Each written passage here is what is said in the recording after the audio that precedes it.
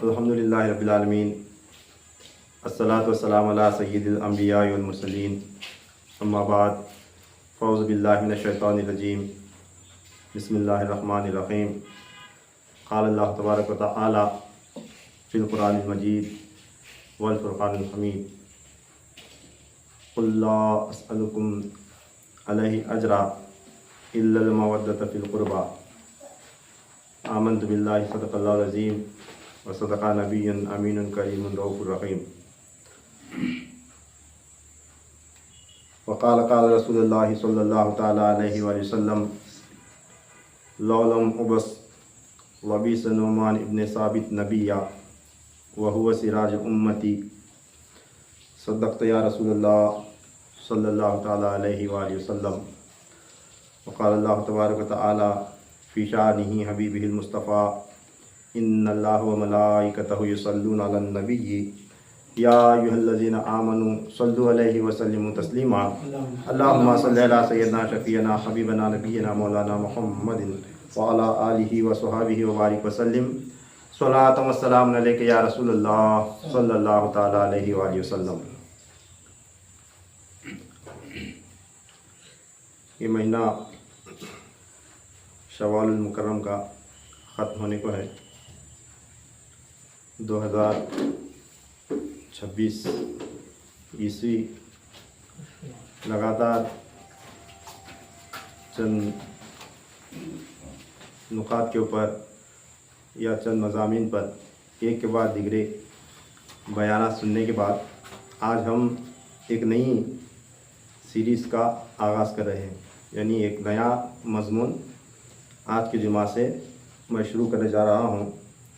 मकसद ये होता है कि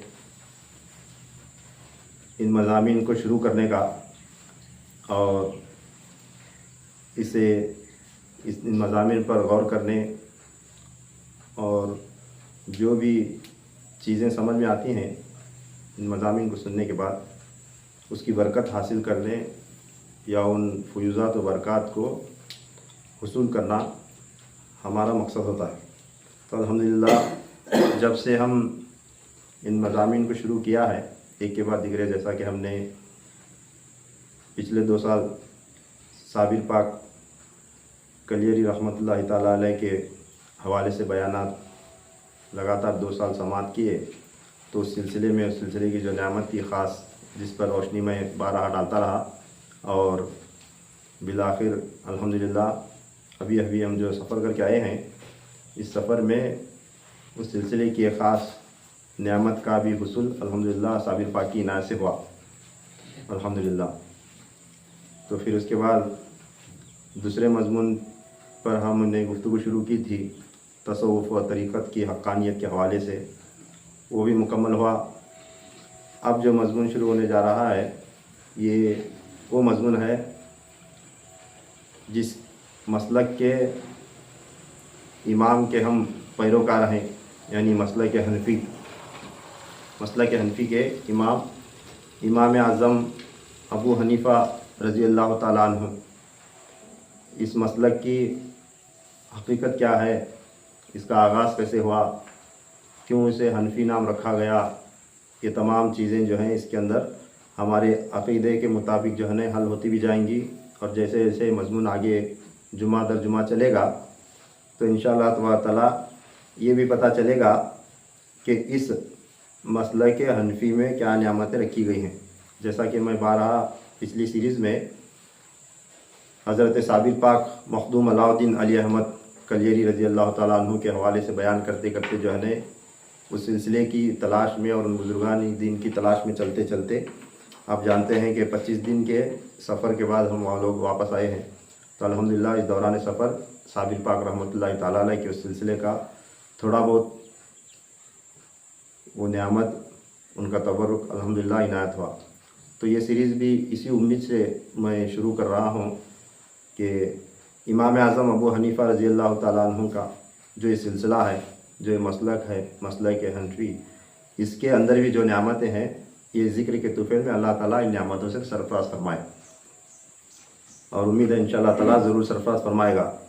अब सुनने के बाद लोगों के दिल में यह हो सकता है ख़्याल आए कि इमाम आज़म अबू हनीफ़ा रज़ियल्लाहु ताला अन्हु के मसलक और उनकी फ़िक़ा और उनके जो फतावे वगैरह हैं, दीन के अहकामात जो उन्होंने बताए हैं, उससे क्या अलग से फिर फ़ैज़ व बरक़ात लेना है, उसमें क्या नेमतें हैं। तो चूँकि हम खानक़ाही निज़ाम वाले हैं, औलिया अल्लाह के मसलक के पैरोकार हैं हकीकत में, मगर शरीयत के मुताबिक ज़िंदगी के अहकामात के लिए किसी न किसी फ़िक़ा को फॉलो करना, तक़लीद करना ये ज़रूरी है, लाजिम है। इसलिए दुनिया भर में 4 मसलक हैं। कोई अपने आप को हनफ़ी मसलक वाला कहलाता है, कोई शाफ़ी कहलाते हैं, कोई हम्बली, कोई मालिकी, इस तरह 4 मसलक हैं। अब चूँकि हम इमाम आज़म अबू हनीफ़ा रज़ियल्लाहु ताला अन्हु के मसलक के हनफ़ी के पैरोकार हैं, अब इसके अंदर जो नियामत रखी गई है किसी मसलक के अंदर मौजूद नहीं है। सिर्फ़ और सिर्फ इमाम आज़म अबू हनीफ़ा रज़ियल्लाहु ताला का मसलक सिर्फ़ फ़िक़ा और शरीयत तक महदूद नहीं है, फ़िक़ा और शरीयत तक महदूद नहीं है। ये बात आप लोग तो सुन रहे हैं, इंशाअल्लाह ताला मैं इस तकरीर को यूट्यूब पर अपलोड करूँगा, जहाँ तक पहुँचेगी जो लोग मुझे सुनते हैं वो सुनेंगे और उनके लिए नई बात भी साबित होगी। बिला शक व शुबा कई लोगों के लिए ये नई बात सुनने में आएगी कि मसलक हनफ़ी को हमने आज तक सिर्फ़ और सिर्फ शरीयत के अहकामात बताने वाला और उस पर चलाने वाला मसलक समझ रखा था, मगर हकीकत में ऐसा बिल्कुल नहीं है।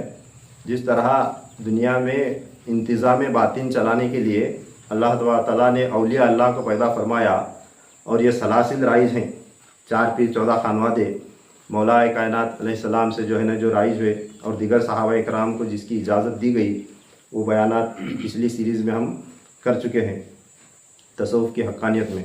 अब इन सलासिल के अलावा 4 पीर 14 खानवादा ये जो सलासिल हैं, इनमें इमाम आज़म अबू हनीफ़ा रज़ियल्लाहु ताला अन्हु का जो मसलक है, इमाम आज़म अबू हनीफ़ा रज़ियल्लाहु ताला अन्हु का जो मसलक है, मसलक हनफ़ी, इसके अंदर भी एक बातिनी इंतज़ाम ऐसा रखा गया है जिसके ज़रिए दुनिया चल रही है। क्या हो रहा है? दुनिया का निज़ाम चल रहा है। ये बहुत बड़ी बात होगी सुनने वालों के वास्ते, बहुत बड़ी बात और बिल्कुल नई बात। लोग हैरान रह जाएंगे अगर इस जुमले पर गौर करें तो। क्या? जिस तरह अल्लाह तबारक व तआला इंतज़ाम बातिन के लिए ये सलासिल राइज हुए हैं अल्लाह की मर्ज़ी से, और हुज़ूर सल्लल्लाहु अलैहि वसल्लम ने जो अल्लाह के हुक्म से अल्लाह की मर्ज़ी से बताए और चलाए और ये नेमतें तकसीम की, इन नेमतों में से हूबहू उसी तरह हिस्सा जिस तरह गौसे पाक रज़ियल्लाहु ताला तक पहुँचाया गया, जिस तरह ख्वाजा गरीब नवाज़ रहमतुल्लाहि ताला तक पहुँचाया गया, जिस तरह हज़रत साबिर पाक रहमतुल्लाहि ताला अलैह तक पहुँचाया गया, निज़ामुद्दीन औलिया महबूब इलाही रहमतुल्लाहि ताला अलैह को जिस तरह नेमत से नवाजा गया, या दूसरे सलासिल है शेख बहाउद्दीन नक्शबंद रहमतुल्लाहि ताला अलैह को पहुँचाया गया, इस तरह जो है न कादरी हुआ, चिश्ती हुआ, नक्शबंदी हुआ, सहरवर्दी हुआ, इन बुज़ुर्गान दीन को जिस तरह उनके हिस्से की नेमत मिली और दुनिया भर में इंतज़ाम बातिन की या रूहानियत, तसव्वुफ़, हक़ानियत, अल्लाह ताला की मारिफत के हवाले से जो भी जितनी चीज़ें जुड़ी हुई हैं इन 4 सलासिल के साथ जुड़ी हुई जो हैं, इसी तरह हूबहू मिन इमाम आज़म अबू हनीफ़ा रज़ियल्लाहु ताला अन्हु को भी इसमें से हिस्सा इनायत हुआ है। ये बात अलग है, वो फ़िक़ा के भी इमाम हैं, बहुत बड़ा एक मसलक उनके नाम से राइज है, मसलक हनफ़ी। फिर वो नाम का भी क्या राज है वो भी इंशाअल्लाह तबारक तआला इसमें खुलकर सामने आएगा। यूँ तो ये मौजू बहुत अहम है, बहुत ख़ास है और बहुत ही काबिल गौर तलब है। हमारी औकात, हमारी हैसियत नहीं है इस पर गुफ्तगू करने की, क्योंकि ऐसा टॉपिक है जिसके ऊपर बात करते करते, बहस करते करते कई उलमा जो है ना थक गए, बड़े से बड़े फ़ुक़हा कराम, उलमा कराम, कई सी बड़े से बड़े औलिया कराम भी जो है ना, या तो उन्होंने जानबूझकर जानते हुए भी छुपाए रखा, इसे जाहिर नहीं किया, या तो उन्हीं को बताया जो मानेंगे, क्योंकि मानने दुनिया जो है ना, अगर 100 में से 10 लोग माने तो 90 लोग जो है ना इनकार करने वाले बैठे हुए होते हैं। इस वास्ते बुजुर्गान दीन ने इसे महफूज रखा। मगर अब जो है ना ये जो दौर है, आखिरी दौर, अल्लाह तबारक तआला जिससे जो काम लेना चाहता है ले लेता है, और जिससे जो चीज़ ज़ाहिर होना होती है वो हो जाती है। अगर ये मज़मून आप लगातार सुनेंगे सीरीज़ ख़त्म होने तक, तो आप खुद फैसला करेंगे कि हाँ हकीकत में इमाम आज़म अबू हनीफ़ा रज़ी अल्लाह तआला अन्हु का अल्लाह ताला ने कैसे मरातिब से नवाजा है। सिर्फ आप ज़ाहिरी फ़िक़ा तक महदूद नहीं हैं, बल्कि आपको बिल्कुल वही उसी तरह की नेमत से नवाजा गया है जैसे गौसे पाक को नवाजा गया था। बहुत बड़ी बात है, ये बात मामूली बात नहीं है। सुनने वाले हैरान हो जाएंगे, होश उड़ जाएंगे सुनने वालों के अगर गौर करें तो। हम समझते हैं क्या गौसे पाक रज़ी अल्लाह तआला अन्हु कहाँ और इमाम आज़म अबू हनीफ़ा रज़ी अल्लाह तआला अन्हु कहाँ। अक्सरियत का ये मानना है कि उन्होंने खाली फ़िक़ा के इमाम हैं, उनसे कौन सी ऐसी बातिनी नियामत राइज हुई, ऐसा इंतज़ाम बातिन राइज हुआ। गौसे पाक से तो सिलसिला राइज हुआ। गौसे पाक रज़ी अल्लाह तआला अन्हु का मर्तबा बिला शक व शुबा ऊँचा है। आप वलियों के सरदार हैं, शहीनशाह विलायत हैं। इमाम आज़म अबू हनीफ़ा भी आपके ज़ेर विलायत हैं, यानी गौसे पाक के ज़ेर कदम उनके मर्तबे की बराबरी नहीं हो सकती। मगर अल्लाह तबारक व तआला का एक निज़ाम है, एक सिस्टम है, एक अदल है, एक एतदाल है, एक बैलेंस के तौर पर अल्लाह तबारक व तआला ने जो हुज़ूर अकरम सल्लल्लाहु अलैहि वसल्लम के ज़रिए ये नियामतें तकसीम फरमाया है उम्मत में, उन नियामतों में से हिस्सा इंतज़ाम बातिन का, रूहानियत का, तसव्वुफ़ का, हक़ानियत का, ये इमाम आज़म अबू हनीफ़ा रज़ी अल्लाह तआला अन्हु को भी इनायत हुआ है। मैं ये बताना चाहता हूँ, इस पर रोशनी डालना चाहता हूँ। जैसा कि कुरान पाक की 25वें पारी की सूरा शुरा की जो है आयत नंबर 23 का हिस्सा मैंने तिलावत किया। हुज़ूर अकरम सल्लल्लाहु अलैहि वसल्लम का इरशाद आलिशान है। अल्लाह तबारक तआला ने फरमाया, कुरान की आयत है, आका के ज़रिए कहलवाया गया सल्लल्लाहु ताला अलैहि वसल्लम, ऐ हबीब आप फरमा दीजिए जो दीन मैंने तुम तक पहुंचाया है इसके युवज़ में मैं कुछ अज्र तुमसे नहीं चाहता, बल्कि ये कि मेरी क़राबत से मोहब्बत करो, मेरी आल से मोहब्बत करो। अब हुज़ूर सल्लल्लाहु ताला अलैहि वसल्लम तक जो भी अंबिया इकराम से होते हुए उम्मतें आईं, फिर हुज़ूर सल्लल्लाहु अलैहि वसल्लम की बेसत मुबारक हुई, फिर आका ने जो नियामतें तकसीम फरमाई, अब ये जो दीन हम तक पहुंचा, फिर उसके बाद अल्लाह ताला ने जो शर्त लगाई कि मेरी आल से मोहब्बत करो, किसकी, मेरे नबी के आल से मोहब्बत करो, तो ये अज्र है दीन तुम तक पहुंचाने का। तो अब ये मज़मून जब आगे बढ़ेगा तो आप सुनेंगे कि इमाम आज़म अबू हनीफ़ा रज़ी अल्लाह तआला अन्हु को ये अल्लाह तबारक तआला के इस हुक्म के पास का हिस्सा मिला है। यानी इससे एक बात भी ये समझ में आती है कि अल्लाह तबारक तआला सिर्फ़ और सिर्फ हुज़ूर सल्लल्लाहु अलैहि वसल्लम की बेइज्जत ज़ाहिरी के बाद ये कानून नहीं बनाया। यानी आसान कर दूँ कि जब हुज़ूर सल्लल्लाहु अलैहि वसल्लम ज़ाहिरी वजूद के साथ दुनिया में आए और इस्लाम देने के बाद ये कानून राइज हुआ कि अब हुज़ूर सल्लल्लाहु अलैहि वसल्लम की आल से मोहब्बत करो और शुक्र अदा करो कि दीन हक़ में मिल गया।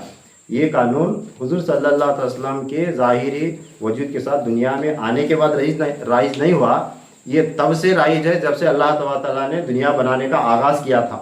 अव्वलु मा खलक़ल्लाहु नूरी, अल्लाह तआला ने सबसे पहले जो हुज़ूर अकरम सल्लल्लाहु अलैहि वसल्लम का नूर पैदा फरमाया, तख्लीक फरमाया, उस वक्त से लेकर आदम अलैहिस्सलाम की तख्लीक और आदम अलैहिस्सलाम की बेसत, फिर उनको उतारा गया, फिर उसके बाद उनके आल का जो सिलसिला राइज हुआ। यानी हर दौर में, मुख्तसरन ये कि सिर्फ आका अलैहिस्सलाम के दौर में नहीं, बल्कि जब से रोए ज़मीन पर इंसान का वजूद है तब से भी यही कानून है। क्या है? हुज़ूर अकरम सल्लल्लाहु अलैहि वसल्लम के ख़ानदान वालों से मोहब्बत करना। समझ आ रहा है? अब तो उनके आल है, आका अलैहिस्सलाम की आल है, मगर अगले अदवार में क्या था? आका अलैहिस्सलाम के आबा व अजदाद थे। कौन थे? आबा व अजदाद। तो अल्लाह ताला ने हुज़ूर सल्लल्लाहु अलैहि वसल्लम के आबा व अजदाद से जिसने मोहब्बत की उन्हें भी इनाम व इकराम से नवाजा है। सुभान अल्लाह, अल्हम्दुलिल्लाह। आप सुनिए बयान आगे, क्योंकि आज जो है ना पहला दिन है, ये सीरीज़ शुरू होने जा रही है। सिर्फ मैं आज जो है ना एक मजमून को शुरू करने से पहले उसका बांध रहा हूँ ताकि अगली आने वाली बातें आपको अच्छी तरह समझ में आ जाए। कि ये तो कुरान की आयत का तर्जुमा हुआ कि ये बात अच्छी तरह ज़हन नशीन कर लें। आदम अलैहिस्सलाम के आगाज़ से लेकर हुज़ूर सल्लल्लाहु अलैहि वसल्लम की बेइज्जत तक भी यही कानून था कि जिसने हुज़ूर सल्लल्लाहु अलैहि वसल्लम के आबा व अजदाद से मोहब्बत की, अल्लाह तआला उनको नवाजता गया, उन्हें ऊंचा मर्तबा इनायत फरमाता गया। इसीलिए यही वजह है कि हम दरूद पाक में नमाज के अंदर दरूद इब्राहिम में ये दुआ करते हैं कि अल्लाह रहमत नाजिल फरमा मोहम्मद पर और उनके आल पर सल्लल्लाहु अलैहि वसल्लम, जैसा तूने रहमत नाजिल फरमाई इब्राहिम पर और उनके आल पर। अल्लाह बरकत नाजिल फरमा मोहम्मद पर और उनके आल पर, जैसा तूने बरकत नाजिल फरमाई इब्राहिम पर और उनकी आल पर। पढ़ते ना ये दरूद इब्राहिम में, तो हज़रत इब्राहिम अलैहिस्सलाम और हज़रत इस्माइल अलैहिस्सलाम, ये जो अंबिया इकराम की आल है, यही तो हुजूर अकरम सल्लल्लाहु अलैहि वसल्लम के आबा व अजदाद हैं। यही हुजूर अकरम सल्लल्लाहु अलैहि वसल्लम के आबा व अजदाद हैं, क्योंकि उस वक्त मिल्लत इब्राहिम के नाम से जाना पहचाना जाता था। उम्मतें दीन हक़्क़ा, दीन हक़, दीन इस्लाम कह लीजिए, ये मजबूत दीन, असल दीन, ईमान वाले लोग, ये कौन हुआ करते थे? मिल्लत इब्राहिम को मानने वाले। फिर जब आका अलैहिस्सलाम की बेशत हुई तो उसके बाद बाकायदा इस्लाम के तौर पर ये वही अक़ीदा, वही कानून, वही रिवाजात जो है फिर उसे अच्छी तरह से ढाल कर हुज़ूर अकरम सल्लल्लाहु अलैहि वसल्लम ने पेश किया, तो वो दीन इस्लाम कहलाया। मगर हकीकत में क्या था? मिल्लत इब्राहिम। यही वजह है कि आका अलैहिस्सलाम जब मबूस से फरमाया कि मैं मिल्लत इब्राहिम से हूँ, वही दीन लाया हूँ जो इब्राहिम का दीन था, मिल्लत इब्राहिम। खैर, ये बात समझ लें कि अल्लाह तबारक तआला ने जिसे जो दिया है वो हुजूर सल्लल्लाहु अलैहि वसल्लम से मोहब्बत करने के एवज़ में, हुजूर सल्लल्लाहु अलैहि वसल्लम के आबा व अजदाद से मोहब्बत करने की एवज़ में और उनकी आल से मोहब्बत करने की एवज़ में दिया है, देता था और दे रहा है, देता रहेगा अल्हम्दुलिल्लाह। ये हो गई कुरान की आयत। अब एक हदीस पाक भी मैंने तिलावत फरमाई, उस पर भी थोड़ा सा रोशनी डालकर मुख्तसरन आगे बढ़ता हूँ कि आका अलैहिस्सलाम ने फरमाया, लौ लम उबअस लबीस नोमान इब्न साबित नबिया व हुवा सिराज उम्मती। इसका तर्जुमा यूँ है कि आप सल्लल्लाहु अलैहि वसल्लम ने फरमाया, अगर मैं आखिरी नबी बनकर मबूस न हुआ होता, नबूवत मुझ पर ख़त न हुई होती, तो जान लें कि नोमान इब्न साबित भी नबी होता। कौन? हज़रत इमाम आज़म अबू हनीफ़ा, जिन्हें हम कहते हैं, उनका नाम है नोमान, उनके वालिद का नाम है साबित। क्या फरमाया आका ने? अगर नबूवत मुझ पर ख़त न हुई होती तो नोमान इब्न साबित भी नबी होता। चूँकि अब नबूवत जो है ना ख़त्म हो गई, नबी तो नहीं होगा, मगर आका ने हज़रत इमाम आज़म अबू हनीफ़ा रज़ी अल्लाह तआला अन्हु के हक़ में फ़रमाया, वह हुवा सिराज उम्मती, वो मेरी उम्मत का रोशन चिराग है, वो मेरी उम्मत का रोशन चिराग है, वो मेरी उम्मत में एक सूरज की मानिंद है। मोटे अल्फाज में मैं बता रहा हूँ, सादे अल्फाज में, ताकि आपको समझ में आए कि वो ऐसा है जैसे एक रोशन चिराग, वो चमकता हुआ सूरज। कौन? इमाम आज़म अबू हनीफ़ा रज़ी अल्लाह तआला को आप सल्लल्लाहु अलैहि वसल्लम ने फरमाया उनके हक़ में। तो ये कौन सा ज़माना था? अभी इमाम आज़म अबू हनीफ़ा रज़ी अल्लाह तआला अन्हु पैदा नहीं हुए थे। तो खैर चलिए, आज जितना हो सके मज़मून को आगे बढ़ाऊँगा। तो मेरा जो है एक तरीक़ाकार है, किसी भी बुज़ुर्ग के जो है ना बारे में अगर मैं बयान शुरू किया तो सबसे पहले उनका ख़ानदान, उनका नसबनामा जितना भी मुयस्सर है मिला है उतना बयान करके आगे मज़मून को बढ़ाने की कोशिश करता हूँ। इंशाअल्लाह ताला इमाम आज़म अबू हनीफ़ा रज़ी अल्लाह तआला अन्हु के नसबनामे पर जो है ना एक नज़र दौड़ाते हैं। हज़रत आदम अलैहिस्सलाम से लेकर जो आपकी नस्ल जो चली, इमाम आज़म अबू हनीफ़ा रज़ी अल्लाह तआला के आबा व अजदाद और उनकी आगे की नस्ल, उस पर भी जो है बात करेंगे। एक जो है आदम अलैहिस्सलाम हुए, फिर उसके बाद उनके बेटे हुए हज़रत शीस अलैहिस्सलाम, फिर उनके बेटे हुए अनवश, फिर उनके बेटे हुए किनान। इस तरह जो है ना उनके बेटे नाम बयान करता जाऊँगा तेज़ी के साथ। किनान के बाद हुए महलाइल, फिर बियादर, फिर अखनुज, फिर मतोशला, फिर लामिक, फिर नूह अलैहिस्सलाम। लामिक के बेटे हुए हज़रत नूह अलैहिस्सलाम। नूह अलैहिस्सलाम के 3 बेटे हुए, हज़रत हाम, हज़रत साम और याफस। ये 3 बेटे हुए। हज़रत हाम और हज़रत साम से कुल अंबिया इकराम वगैरह के और कुल मुक़द्दस अरवाहों के मोमिनीन के सिलसिले और नस्लें जारी हुई। किससे? हाम और शाम से। और हज़रत नूह अलैहिस्सलाम के जो बेटा था याफस, इसकी नस्ल में याजूज माजूज पैदा होंगे, इसकी नस्ल में याजूज और माजूज होंगे।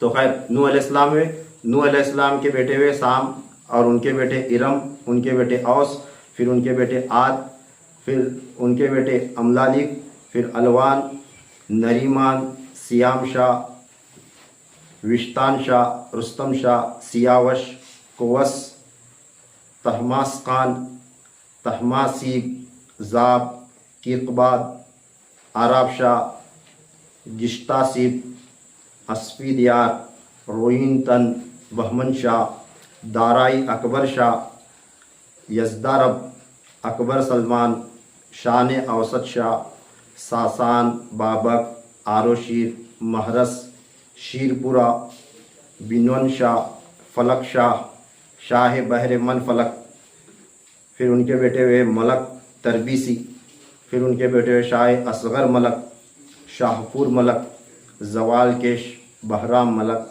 शाहपुर, असम शाह मलक, बहराम गोर, यजदजूद, फिर उनके बेटे हुए क़िबाद। यहाँ तक 53 नाम है। आदम अलैहिस्सलाम से लेकर यहाँ तक कितने नाम है? 53, 53। ये किसका है? नसबनामा आबा व अजदाद का।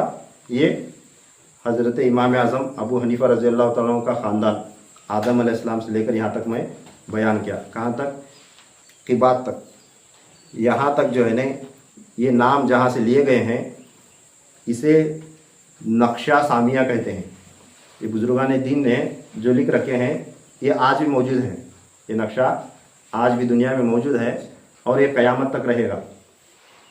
हज़रत नूह अलैहिस्सलाम अपने बेटे को वसीयत किए थे, हज़रत हाम और साम को, कि हमारे ख़ानदान का जो नक्शा है, हमारे आबा व अजदाद का, आदम अलैहिस्सलाम से लेकर यहाँ तक यूँ आया है, इसको जो है ना लिख के रखना बाकायदा और इसे मेंटेन करना, और अपनी औलाद को फ़र्ज़ जानकर ये ताक़ीद करना। औलाद पर क्या करना? फ़र्ज़ करना कि इस नक्शे को तो आगे बढ़ाना, मेंटेन करना। तो उन्होंने लिखे हुए नाम हैं। कहाँ तक आया है? क़िबाद तक। नूह अलैहिस्सलाम के बेटे हाम ने जो नक्शा लिखा था, उसका नाम था नक्शा हामिया, और हज़रत साम ने जो नक्शा लिखा था, उसका नाम था नक्शा सामिया। अब इमाम आज़म अबू हनीफ़ा रज़ी अल्लाह तआला अन्हु, इनकी जो नस्ल है, इनके जो आबा व अजदाद हैं, और इनका जो जिस नक्शे में नाम है, वो नक्शा सामिया से लिया गया है। जब क़िबाद तक ये नक्शा आया, तो यहाँ तक जो है ना, इसे नक्शा सामिया कहा जाता था। फिर इसके बाद क़िबाद के बेटे हुए, क़िबाद के बेटे 54 नंबर पर कौन पैदा हुए? नौशीरवान आदिल। क्या नाम है? नौशीरवान आदिल। ये नौशीरवान आदिल बादशाह, ये फ़ारस के बादशाह थे, ईरान के। किसके? ईरान के, फ़ारस के बादशाह। ये पूरा ख़ानदान किसका है? ये फ़ारस वालों का है। ईरान के बादशाहों का ख़ानदान समझ लें आप, मुख्तसर मैं बयान करूँ तो ये भी नक्शा सामिया के मुक़ल्लिद रहे। कौन? नौशीरवान आदिल बादशाह। जब इन तक ये नक्शा पहुंचा, नौशीरवान आदिल बादशाह ने क्या किया? इस नक्शे का नाम बदल कर, यहाँ तक क्या होता था, ये नक्शा सामिया कहलाता था हज़रत नूह अलैहिस्सलाम के बेटे के नाम से। फिर इन्होंने इस नक्शे का नाम बदल कर अपने नाम की तरफ मंसूब करते हुए नक्शा नौशीरवानी रखा, नक्शा नौशीरवानी रखा, और अपनी औलाद को वसीयत की कि तुम लोग भी हमारे आबा व अजदाद की तरह इस नक्शे को आगे बढ़ाना, और अपनी औलाद को फ़र्ज़ जानकर ये नसीहत करना कि इस नक्शे को क़यामत तक आगे बढ़ाते रहे। तो ये नक्शा सुन लें कि आज भी दुनिया में मौजूद है, आज भी दुनिया में मौजूद है। जहाँ तक ये नक्शा चलते चलते चलते हम तक पहुँचाए, वहाँ तक मैं आपको बयान करूँगा। ठीक है? हज़रत नूह अलैहिस्सलाम की वसीयत से हाम और साम ने ये नक्शा बनाया था बाकायदा आगे, जिसमें आदम अलैहिस्सलाम से लेकर अपने ज़माने तक के कुल आबा व अजदाद का मुफस्सिल हाल, विलादत और वफ़ात, उनके ज़िंदगी के अहवाल और उनकी तवारीख़ बाकायदा इसमें लिखी हुई थी। कौन? हज़रत हाम और साम ने इस नक्शे को संगे ज़बरजद पर और हज़रत हाम ने पत्र मसीह पर कुनिंदा कराकर अपने अपने फर्जंदों को अता किया था। बहुत ख़ास मजमून है। आज सिर्फ मैं बांध रहा हूँ, सुने आप आगे, इतना इसे सुनने में लुत्फ़ आएगा और इतनी नॉलेज मिलेगी और इतना हमारा अक़ीदा और ईमान मजबूत होगा और फ़ख्र महसूस होगा कि अल्हम्दुलिल्लाह हम हनफ़ी हैं। फ़ख्र महसूस होगा कि हम अल्हम्दुलिल्लाह हनफ़ी हैं, क्योंकि ये हनफ़ी मसलक सिर्फ़ और सिर्फ ज़ाहिरी शरीयत का नहीं, ये तरीक़त की भी बुनियाद इससे रखी गई है और इंतज़ाम बातिन इससे चल रहा है। तो जब इन्होंने हज़रत साम और हज़रत हाम ने ये नक्शे को कुनिंदा कराकर अपने अपने फ़र्जंदों को अता किया, तो ये नक्शा आगे चलते चलते जब क़िबात के बेटे नौशीरवान आदिल बादशाह तक पहुंचा, तो उन्होंने इस नक्शे का नाम नक्शा नौशीरवानी रखा।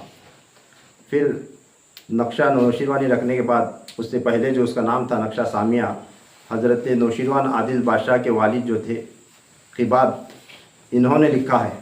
अब यहाँ से तज़किरा शुरू होगा, इसको लाकर मैं इमाम आज़म अबू हनीफ़ा रज़ी अल्लाह तआला तक लगाता हूँ कि यहाँ से जो है ना, उन्होंने लिखा कि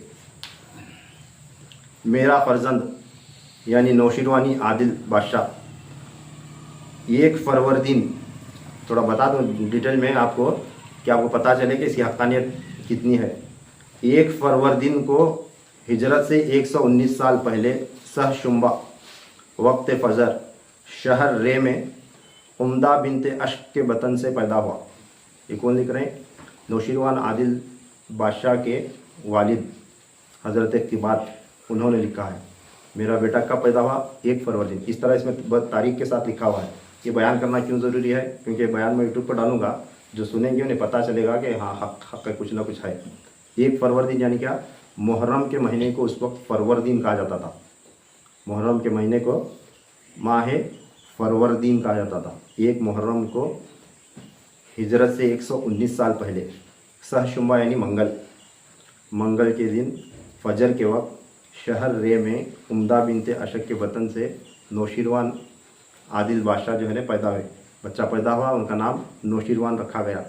फिर नक्शा नौशीरवानी में लिखा गया है, आगे इसका नाम बदल गया ना, नक्शा सामिया जाकर नक्शा नौशीरवानी हुआ, तो इसमें लिखा गया है तौदर प्लाश बादशाह की बेटी शमीमा नाम वाली के साथ नौशीरवान का मजहबी रिवाज के मुताबिक निकाह हुआ।